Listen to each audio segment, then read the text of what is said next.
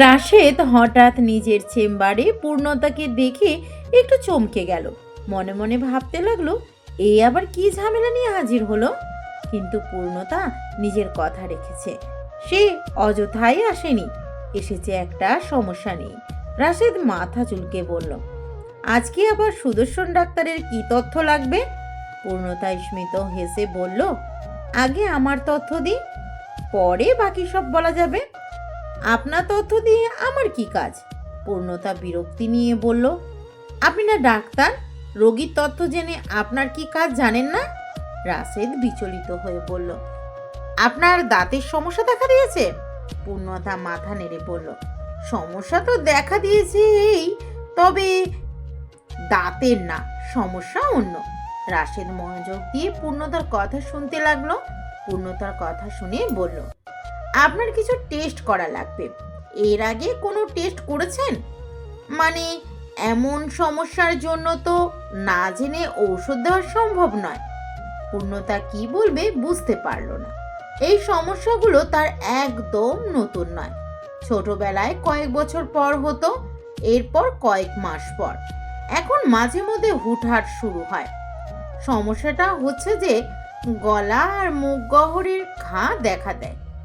এক নাগারে দিন তিনেক থাকে এই সমস্যা, ফির নিজে নিজেই ভালো হয়ে যায়।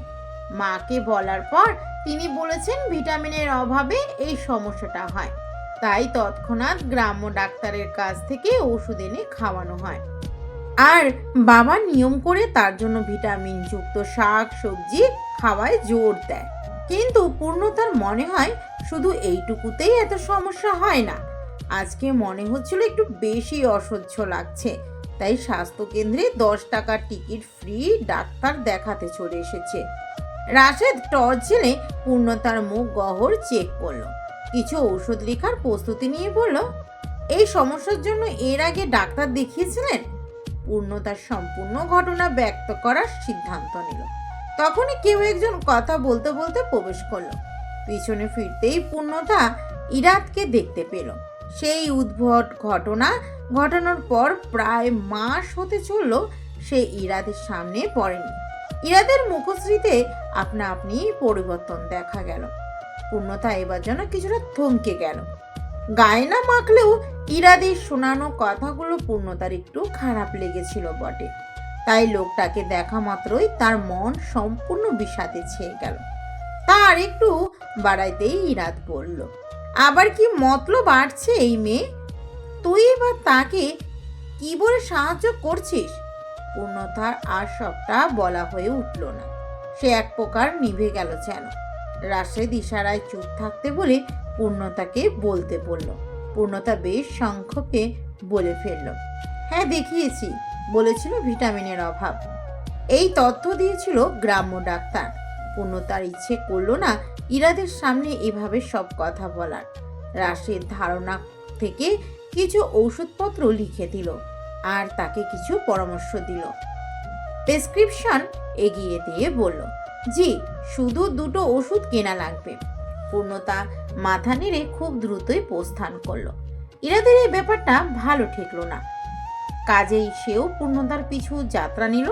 রাশেদ গলা উঁচিয়ে প্রশ্ন করলো, কিরে চলে যাচ্ছিস যে? ইরাদ ইশারায় বোঝালো কাজ আছে। কিন্তু কি কাজ তা যদিও রাশেদ সম্পূর্ণ ধরতে পারেনি, কিছুটা আন্দাজ করতে পেরেছে মাত্র।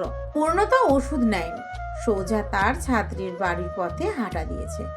আজ হসপিটালে আসায় একটু দেরি হয়ে গিয়েছে, তাই একটু দ্রুত যাওয়া প্রয়োজন। অথচ পূর্ণতার গতি ভীষণ মন্থর। তার মনে হচ্ছে আজ একটু দেরি হোক না, প্রতিদিনই তো নিয়মে যাচ্ছি। মাঝে মধ্যে বোধ হয় আমাদের এমন হয়ে থাকে, যখন মন খুব বিষণ্ণ লাগে তখন ইচ্ছে করে একটু আধটু অনিয়ম করতে ইচ্ছে করে। পূর্ণতার ক্ষেত্রেও তাই ঘটেছে। ইরাদ পূর্ণতার পিছু অর্ধেক এসে থেমে গিয়েছে। এই মেয়ের সাথে তার দেখা হয়েছে হাতে গোনা, কিন্তু তার আজকের এই ভীষণ শান্ত মূর্তির সাথে ইরাদের পরিচয় ঘটেনি। শুধু তাই নয়, ইরাদ বোধ হয় মেনেও নিতে পারছে না এই ভাবমূর্তি। তার মনে হচ্ছে ফড়িং সে তো সবসময় তিরিং বিরিং করে বেড়াবে, এদের তো এমন স্থির মানায় না। ইরাদ ওখানটায় দাঁড়িয়ে এসব ভাবতে লাগলো আর রাশেদের জন্য অপেক্ষা করতে লাগলো। এই কয়েকদিন বেশ ব্যস্ত সময় কাটছিল। পূর্ণতা তার বোনের বাড়ির এক ভাড়াটিয়ার মেয়েকে পড়ায়। যদিও পূর্ণতাকে নিয়ে তার বেশ বিদ্বেষ রয়েছে, তাই চাইলেই তাকে আরো কথা শোনানো যেত, কিন্তু সময় হয়ে ওঠেনি। তবে আজকে মেয়েটার এই প্রতিরূপ মেনে নিতে ইচ্ছে করছে না। ইরাদ রাশেদের ডাকে বাস্তবে পদার্পণ করলো। দুজনেই গাড়িতে উঠে বসলো। ইরাদ ধীর স্থির গতিতে গাড়ি চালাচ্ছে। গভীর মনোযোগ দিয়ে ড্রাইভ করতে করতে প্রশ্ন করলো, মেয়েটার নাম কি যেন? পূর্ণতা? হ্যাঁ, পূর্ণ। কেন এসেছিল? রাশেদ একটু অবাক হলো, তবে প্রকাশ করলো না।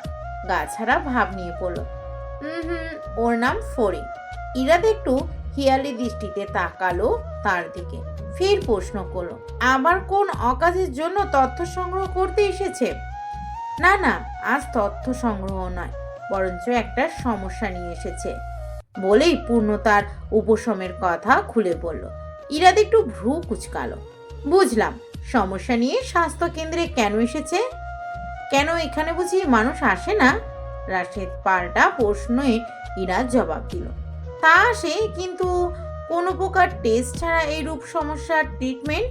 রাশেদ হাসলো, সমস্যাগুলো স্বাভাবিকই, তাই অত মাথা ঘামাচ্ছে না। কিন্তু এই যে ইরাদের ভাবনার কেন্দ্রবিন্দু বারংবার ঘুরে ফিরে এই রমণীতে ন্যস্ত হচ্ছে, এইটি সে দারুণভাবে উপভোগ করছে। তাই আর একটু রঞ্জিত করে বলল, তবে যাই বলিস, আমি তো ভাবছি এই ফড়িং কিন্তু ফুরুত করে তোর ভাবনার মধ্যেও চলে এলো। ইরাদ হঠাৎই ব্রেক কষলো, রাশেদের দিকে তাকিয়ে বলল, মজা নিচ্ছিস? বাচ্চা মেয়ে একটা, ও আমাকে কসাই বলেছে, আমি শুধু এর শেষ দেখব, এই জন্য। এতে এত রাগ করার কি আছে? আরে ভাই, আমি নিজেও তো নিজেকে কসাই দাবি করে ফেসবুক করি। তোর মতো নিজেকে হেয় প্রতিপন্ন করার লোক আমি না। ইরাদ রাশেদকে শেষবারের মতো শাসিয়ে নিল। ফের এইসব কথা বললে গাড়ি থেকে ফেলে দেওয়ার ভয় দেখাতে ভুলল না। রাশেদ ভ্রুক্ষেপ না করেই বলল, তুই শেষ কবে কোনো মেয়ে নিয়ে এভাবে ভেবেছিস? এইটুকু তুই নিজেই ভাব, তারপর না হয় আমায় ফেলে দিস। রাশেদ তার কথা শেষ করে চুপটি মেরে গেল ঠিকই, কিন্তু ইরাদের মাথায় ঘুরপাক খেতে লাগলো জটিলতা। শুধুমাত্র শত্রুপক্ষ ভাবতে গিয়ে একটা মেয়েকে নিয়ে এত ভাবনায় ডুবে যাবে, তা বোধ হয় ইরাদ ভাবেনি। সে রাশেদের মতো নিজের মনকে শুধালো, আর এসব ভাবলে খবর করে ছাড়বো, টান দিয়ে নিজ থেকে আলাদা করে ফেলার সম্ভাবনা 100%। এসব ভালোবাসা বলতে কিছু হয় না, ভালোবাসা নেই, মিথ্যে সব। মানুষ যান্ত্রিক হয়, কংক্রিটে পিষে হৃদয়ের ধ্বংসাবশেষ পাওয়া যায় সহসায়। কিন্তু যত দিন দেহে প্রাণ থাকে, সজীব ছোঁয়া তার হৃদয় স্পর্শ করে। ইরাদেরও তাই হলো, হৃদয়ে নিষেধাজ্ঞা মানল না। তার ভাবনারা দ্বিগুণ জেদ নিয়ে উড়ে যেতে লাগলো এক রমণীর দোরগোড়ায়। চারিদিকে জোরে বাতাস বইছে। পূর্ণতা দ্রুত পায়ে চেয়ে হাঁটতে পারছে না। একবার মন টানছে না তো একবার শরীর সায় দিচ্ছে না। ক্ষুধায় পেট চোচো করছে। সকাল 6টায় খাবার খাওয়া পূর্ণতার কাছে বেশ কঠিন কাজ। তাই তো 1 কাপ চা আর 1 পিস পাউরুটি খেয়েছে। এখন বেলা 5টা বাজতে চলেছে প্রায়, কিন্তু তার পেটে পানি ছাড়া কিছুই পড়েনি। বাড়ি থেকে সকাল 6:30টায় বের হয়েছে, এখন ফিরবে মাত্র। মান্নাতের মা যেদিন নাস্তা দেয় সেদিন পূর্ণতা ভালোই খুশি হয়, মনে মনে কিংবা উপরে। তবে ভদ্রমহিলা এক্ষেত্রে বেশ সচেতন। তার স্বামী বাসায় থাকলে নাস্তা দেয়, নতুবা দেয় না। তার স্বামী আবার পূর্ণতাদের দূর সম্পর্কের আত্মীয়। পূর্ণতা বোতল থেকে পানি বের করে আরেকবার গলা ভিজিয়ে নিল। গলা ঘা হওয়ায় এই এক যন্ত্রণা। কিছুক্ষণ পর পর পানি খাওয়া লাগে, তা না হলে গলাটা একদম শুকনো মরুভূমি হয়ে থাকে। এই জন্যই পূর্ণতা গলার ঘা সহ্য করতে পারে না। তা না হলে এমন দুই একটা ঘা থাকে, বরং থাকা লাগে। পাশে ঝালমুড়িওয়ালাকে দেখে পূর্ণতা দাঁড়িয়ে গেল। যদিও এখন গলা আর মুখ দুটোই ঘা, কাজেই ঝাল খাওয়া ঠিক হবে না বোধ হয়। অথচ তার ইচ্ছে করলো ঝালমুড়ি খেতে। পূর্ণতা তাই মিহি কণ্ঠে শুধালো, মামা নরম করে ঝালমুড়ি দিয়েন তো। ঝালমুড়িওয়ালা তার দিকে তাকিয়ে সব দ্রুত করতে লাগলো। পূর্ণতা ইশারায় গালে হাত দিয়ে ব্যথাটাই ইঙ্গিত করতেই তিনি মাথা নাড়লেন। পূর্ণতার নরম করে মাখানো ঝালমুড়ি পছন্দ। যতবারই সে মামাদের বলে নরম করে দিতে, তারা বোধহয় পণ করে নেয় যে না, তোমাকে শক্ত এই খেতে হবে। তাই নতুন অভিনব পদ্ধতি ব্যবহার করলো। লোকটা বোধহয় দাঁতের সমস্যা বুঝেছে, কিন্তু পূর্ণতা তো মিথ্যে বলেনি, তার সত্যি সত্যি গালে মুখে সমস্যা। ঝালমুড়িওয়ালা হেসে বলল, মামুনি, সবাই এই তুফানের আগে তাড়াতাড়ি যাইবার চায়, তুমি দি এত আস্তে আস্তে হাঁটো, আবার ঝালমুড়িও খাইতে আসলা। পূর্ণতা হাই তুলতে তুলতে বলল, মাঝে মধ্যে একটু ধীরে চলা লাগে বুঝছেন মামা, এতে মজা আছে, নিজের সাথে একটু আলাপ করতে ভালো লাগে। লোকটা মাথা নাড়ল। বোঝা গেল পূর্ণতার কথা তার মনে ধরেছে। বার কয়েক বাহবা দিয়ে বলল, একদম ঠিক, একদম। আজকাল তোমার মতো অত শৌখিন মানুষ পাওয়াই যায় না। এই যে এই তুফানে শুধু তুমি ঝালমুড়ি কিনতে আইলা। বাকি কথা শেষ করার আগেই আরেকজন গম্ভীর মুখে বলল, আঙ্কেল ঝালমুড়ি পার্সেল করে দিবেন প্লিজ। ঝালমুড়িওয়ালা এবার খুশিতে মাথা নেড়ে বলল, বাহ, তোমরা দুইজন নিজের লগে আলাপ করতে এখন ঝালমুড়ি খাইবা, তোমাকে তো বেশ মিল। ইরা দিতে খুব খুশি একটা হলো না, তার ছোট্ট ভাগ্নির হাত চেপে ধরে দাঁড় করালো। এই ঝড়ের পূর্ব আবহাওয়ায় ঝালমুড়ি খাবার বায়না করার লজিক তার মাথায় ঢুকছে না। তবুও কিচ্ছুটি বলল না, একমাত্র ভাগ্নি মাথায় তুলে রাখে। হঠাৎ এই পুচকে পূর্ণতার ঝুলে থাকা ব্যাগের হাতল টেনে ধরল। আমি তো ম্যামের দেখা দেখি ঝালমুড়ি খেতে এসেছি, তুমি মান্নাতের ম্যাম তাই না আন্টি? পূর্ণতা চিনতে পেরে তার দিকে তাকালো। এই মেয়েটাকে সে কয়েকবার দেখেছে, কিন্তু কথা শুরু করার আগেই ইরাদের দিকে দৃষ্টি ন্যস্ত হতেই সে চোখ বড় বড় করে তাকিয়ে রইল। আপাতত ইরাদ তীক্ষ্ণ দৃষ্টিতে তাকিয়ে, আর পূর্ণতার চোখের আকৃতি মাশাআল্লাহ রসগোল্লার ন্যায় হয়ে আছে। তখনই পাশে একটা অটো থামলো। রাদীপ হাত উঁচিয়ে বলল, এই পূর্ণ, উঠে আয়। বলতে দেরি পূর্ণতা টাকা দিয়ে ঝালমুড়ি ছো মেরে নিয়ে পালাতে দেরি হলো না। পিচ্চির মাথায় হাত বুলিয়ে দিয়ে এক ছুট্টে অটোতে উঠে পড়ল। ইরাদ এত দ্রুত ঘটে যাওয়া ঘটনার কিছুই বুঝলো না। তবুও পূর্ণতাকে পালাতে দেখে চেঁচিয়ে একবার বলল, এই মিস, যাবেন না। পূর্ণতাকে আর পায়কে অটো শুদ্ধ তারা নিমেষেই চক্ষু সীমানার বাইরে চলে গেল। ইরাদ কপালে ভাঁজ ফেলে দাঁড়িয়ে রইল। সে যত বোঝার চেষ্টা করছে, এই মেয়ে তার স্বকীয়তা আরো ঘোলাটে করছে। কেন? আজও ইরাদ নিজের বইপত্র গুছিয়ে উঠে পড়ল। রাত তখন 10টা। প্রতিদিন এই বিভিন্ন মেডিকেল ইস্যু নিয়ে টুকটাক পড়তে হয়, রিসার্চ করতে হয়। আজও তাই করছিল। হঠাৎ এই সব কিছু কেমন বিরক্তিকর ঠেকছিল, তাই শেষ অবধি উঠেই দাঁড়ালো।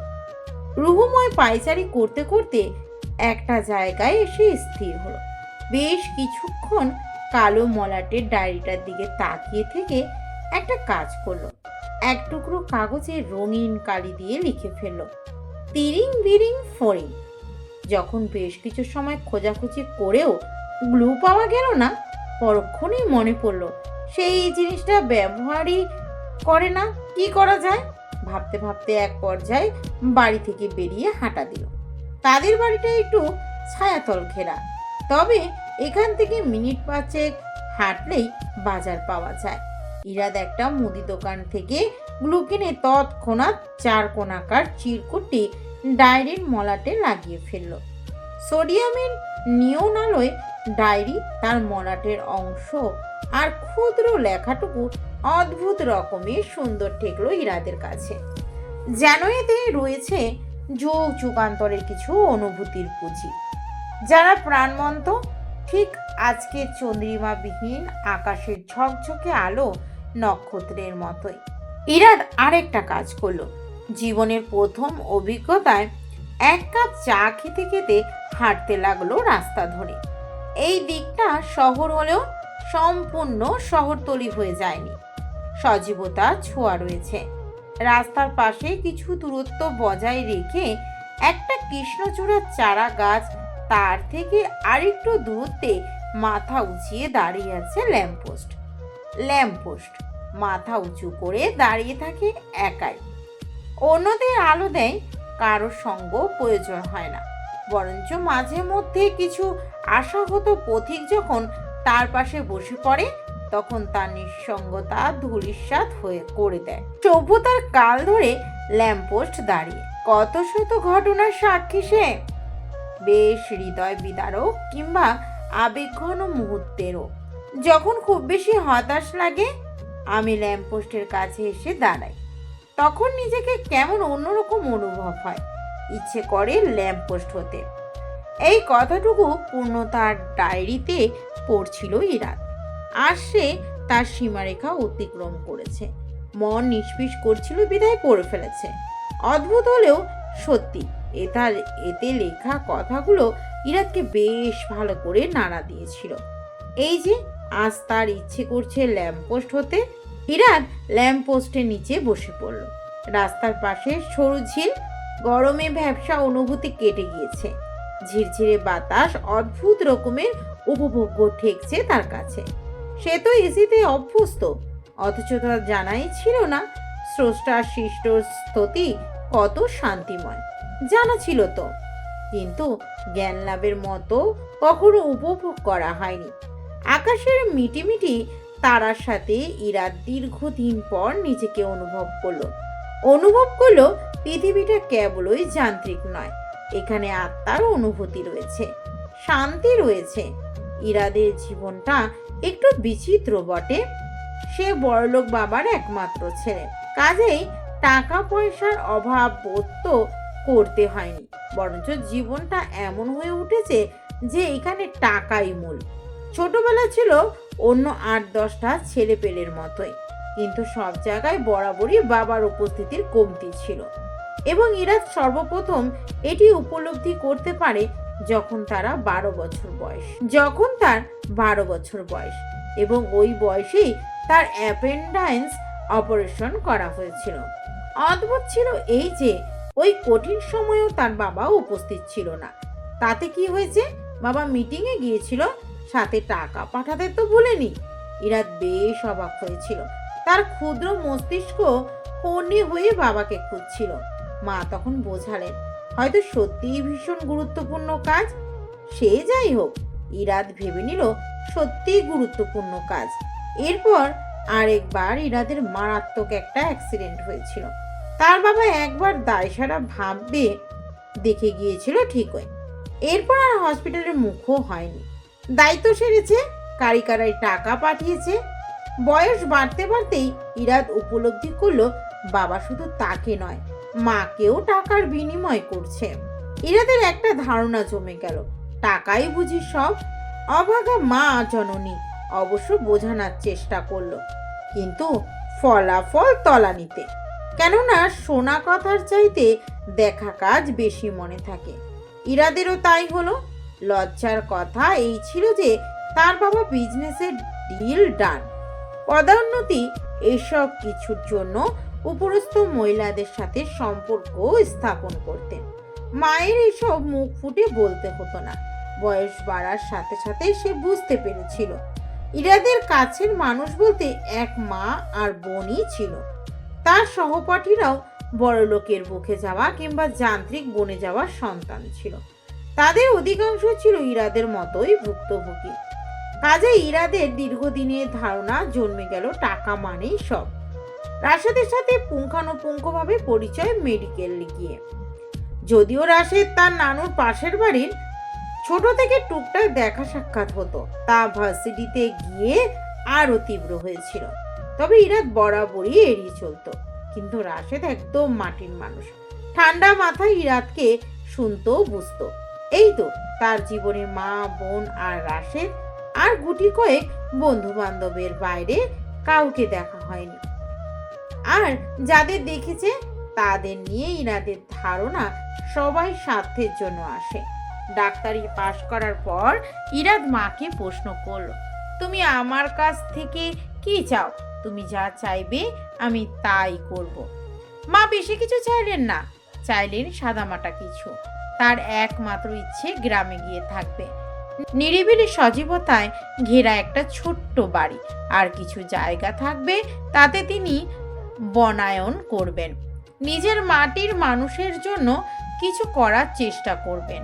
আর ইরাদের প্রতি উপদেশ ছিল গ্রামের হাসপাতালে রোগী দেখার, তাদের বিনামূল্যে চিকিৎসা সেবা প্রদানের। ইরাদ দ্বিমত করেনি মায়ের একটুখানি ইচ্ছে। ছোট নয়, আলিশান একটা বাড়ি করেছে মায়ের জন্য। বাড়ির আঙিনায় ছোট্ট একটা পুকুর, আশেপাশে গাছপালা লাগানোর বিশাল জায়গা। বাড়ি করেছে তাদের উপজেলার শহরে, বাজার থেকে কিছুটা দূরে। তাদের গ্রামে আসা নিয়ে বাবার তেমন প্রতিক্রিয়া ছিল না, পরিবারের সঙ্গতা তার কখনোই প্রয়োজন হয়নি। আর দাদার পরিবারে সবসময়ই তার মাকে গ্রামের মেয়ে হওয়ার সুবাদে লাঞ্ছিত হতে হতো। এরা তো গ্রামের জেলার উপজেলার হসপিটালগুলোতে বসে, আর সপ্তাহে একদিন দারিদ্র মা লোকদের চিকিৎসার জন্য নিজের চেম্বারে বসে। ইরাদের ব্যস্ততা খুব একটা আসতে পারে না, তার মায়ের ব্যস্ততা পছন্দ না। যক্ষের ধন একমাত্র পুত্রের ব্যস্ততায় তার চোখে জল আসে। ইরাদের সারা জীবনের প্রতিজ্ঞা, আর যাই হোক মাকে কষ্ট দেওয়া চলবে না। গ্রামে আসার মাত্রই তার খ্যাতি ছড়িয়ে পড়ল। ইরাদের হাতের যশও ছিল মাশাআল্লাহ। তাছাড়াও মায়ের আদেশ মতো বিনামূল্যে চিকিৎসায় কার্পণ্য করা হতো না। নিজের রোজগার, বাবার অঢেল সম্পত্তি থাকায় ইরাদের টাকা পয়সা হাতের ময়লাই লাগতো সবসময়। যখন হতদরিদ্র লোকজন কান্নাকাটি করত, সে তাদের দান করে দিত। অদ্ভুত হচ্ছে যে সে কখনো তাদের দুঃখ অনুভব করার জন্য দান করেনি, বরঞ্চ মনে হতো ওরা টাকার জন্যই এমনটা করছে, টাকা দিলেই তাদের জ্ঞান থেমে যাবে। হতো তাই। দীর্ঘদিনের পুষে রাখা ধ্যান ধারণা থেকে ইরাদের চিন্তা ভাবনা আরো প্রখর হতো। আরো কিছু কারণ আছে, রোগীদের সাথে সে মন খুলে কথা বলতো না, অথচ তার কটাক্ষ কথায়ও তারা খুশি হতো। বলতো স্যারের রাগটাই একটু বেশি, আসলে তো সোনায় গড়ানো মানুষ। ইরাদের এসব হটকারিতা মনে হতো। এখনো সেই চিন্তা ভাবনা রয়েছে কিনা এই বিষয়েও সন্ধিহান। তবে আজকের ইরাদের মাঝে বেশ খানিক তফাৎ রয়েছে তার মূল চিন্তা ভাবনার। তার কখনো বোধ হয় এভাবে নিজেকে উপভোগ করা হয়নি। পৃথিবী সুন্দর, পৃথিবী বাঁচতে শেখায়। বাতাসে দাপটে হাঁটুর উপরে মেলে রাখা ডায়েরির পাতা উল্টে যাচ্ছে একের পর এক। ইরাদ চুপচাপ তা দেখছে। তার কাছে এই ব্যাপারটা শৈল্পিক মনে হচ্ছে। পাতা উল্টে হঠাৎ এক পৃষ্ঠায় একটু থেমে আবার উল্টে গেল। ইরাদ চট করে সোজা হয়ে বসলো। দ্রুত ডায়েরির কিছুক্ষণ আগে সামনে আসা পৃষ্ঠাটি খুঁজতে লাগলো। পেয়েও গেল। ওখানে দুটি ছবি আঠা দিয়ে লাগানো, একটা বাচ্চা মেয়ের আর একটা সদ্য কিশোরীর। ইরাদ অবাক হয়ে ছবিগুলো দেখলো। পৃষ্ঠার লেখা দেখেই ধারণা করা যাচ্ছে যে এই ছবিগুলো পূর্ণতার। ছবিতে যে পিচ্ছি পূর্ণতা আছে তার বাচনভঙ্গি দেখে ইরাদের ঠোঁটের কোণে হাসি ফুটল। মেয়েটি এক কাঁধে ব্যাগ নিয়ে হাত বাঁকিয়ে দাঁড়িয়ে আছে। দাঁড়িয়ে থাকার ভঙ্গিতে মিশে আছে বাকনামো। ইরাদ বিড়বিড় করলো, তাহলে ছোট থেকেই ইঁচড় পাকা?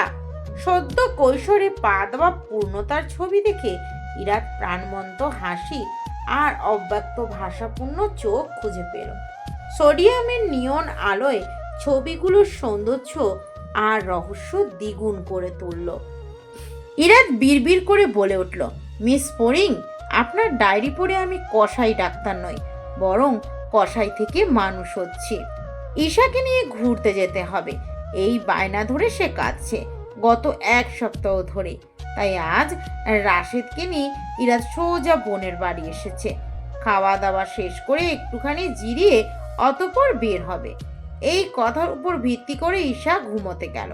সে এক গভীর ঘুম, বেচারিকে আর উঠানো গেল না। ইরাদও আর কিছু বলেনি। সারাদিন কাজ শেষে ক্লান্ত লাগছিল, তাই সেও একটু অলস্য সময় পার করছে। রাশেদের সাথে ছাদে দাঁড়িয়ে আড্ডা দিচ্ছে সে। দুজনের হাতে কফি। রাশেদ রসিকতা করেই বলল, তো কালকে রাতে কয়টায় বাড়ি ফিরলি? ইরাদ একবার তাকিয়ে নীরব রইল, কিচ্ছুটি বলল না। রাশেদের অবশ্য জবাবের প্রয়োজন হয় না, সে নিজে নিজেই অর্ধেক কথায় এগোতে পারে। তাই হলো।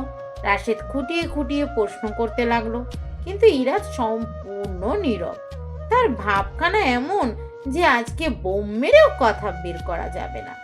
রাশেদ কফি শেষ করে দরজামুখী হয়ে পা বাড়ালো, মাথা নেড়ে বলল, ওকে ফাইন, আমি বুঝেছি তুমি যে তার প্রেমে পড়েছ। এমনটা হয় স্বাভাবিক। Take it easy bro. বাকি কথা শেষ করার আগেই ইরাদ তেড়ে এলো। রাশেদ দ্রুত সিঁড়ি বেয়ে নেমে গেল।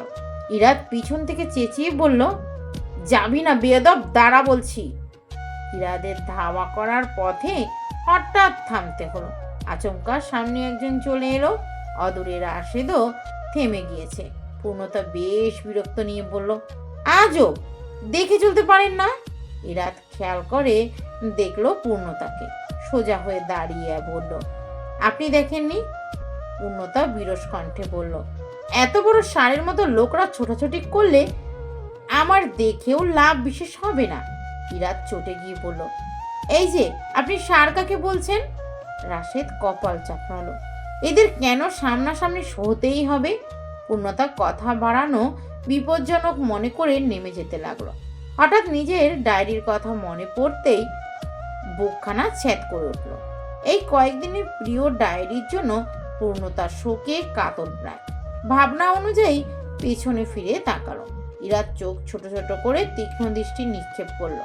পূর্ণতা ঘাড় কাত করে হাত বাড়িয়ে বলল, ডাক্তার সাহেব, আমার ডায়েরিটা দিয়ে দিন প্লিজ। কেন দেব? আপনি এই তো বললেন তা থেকে শিখে। মাফ করেন, এত শত শেখার দরকার নেই, ওসব আপনি বুঝবেন না। আপনি বরং ডায়েরিটা ফেরত দিয়ে দিন। ইরাদ পূর্ণতাকে থামিয়ে দিয়ে বলল, 1 মিনিট, আপনি বলতে চাইছেন আপনার লেখা বোঝার মতো ক্ষমতা আমার নেই? আপনি মহান লেখক? পূর্ণতা মাথা নেড়ে বলল, না না, উল্টো বুঝছেন। আপনার অবশ্য বোঝার ক্ষমতা আছে, না বুঝলেও তো আপনি ভুল চিকিৎসা করতেন রোগীরা। ইরাদ হাত চুচিয়ে বলল, ওয়েট, আপনি বলতে চাইছেন আমি ভুল চিকিৎসা করি? আমি তো আর আপনার রোগীদের কাছে রিভিউ নিতে যাইনি। ইরাদ মাথা নেড়ে বলল, তার মানে আপনি বলতে চাইছেন? পূর্ণতা করজোরে বলল, মাফ করেন, লাগবে না ডায়েরি, রাখেন আপনার কাছেই। বলেই সে দ্রুত গতিতে নেমে যেতে লাগলো। ইরাদ পিছু পিছু গিয়ে চেঁচিয়ে বলল, বলেই সে দ্রুত গতিতে নেমে যেতে লাগলো। ইরাদ পিছু পিছু গিয়ে চেঁচিয়ে বলল, আপনি বলতে চাইছেন আমার ডায়েরি কেনার ক্ষমতা নেই? পূর্ণতা ফিরে তাকালো না, বরং 2 হাত কানে চেপে হাওয়ার বেগে এগোতে লাগলো যেন। রাশেদ অবিশ্বাস্য দৃষ্টি নিক্ষেপ করে প্রস্থান করলো। ইরাদের সামনে সে হাসবে না, তাহলে খবর করে ছাড়বে তার। ইরাদ বাড়ির সদরে দাঁড়িয়ে পূর্ণতাকে দেখলো। গলি শেষ করার আগে একবার পিছু ফিরে তাকাবে, এই ভাবনায় দৃষ্টি অটুট রাখলো। তাই হলো। পূর্ণতা একবার ফিরে তাকালো। ইরাদের কঠিন মুখশ্রীতে হাসির রেখা দেখা গেল। সম্পূর্ণরূপে হেসে ফেলল সে। ইচ্ছে করে পূর্ণতার সাথে এমন করেছে। এই মেয়ের সাথে ঝগড়া করতে তার ভালোই লাগে। তবে মজার একটা ব্যাপার হচ্ছে যে গম্ভীর লোক হওয়ার অনেক সুবিধা রয়েছে। গম্ভীর মুখশ্রী নিয়ে যখন তখন মজা নেওয়া যায়, কেউ কিছু বলেও না, ধরতেও পারে না।